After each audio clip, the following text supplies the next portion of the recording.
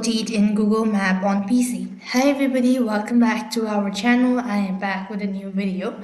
Today I'll let you guys know the ways to log in, ways to rotate in Google Map on PC. To do it, what you wanna do is go to browser, and on the web bar you wanna type in www.google.com/maps.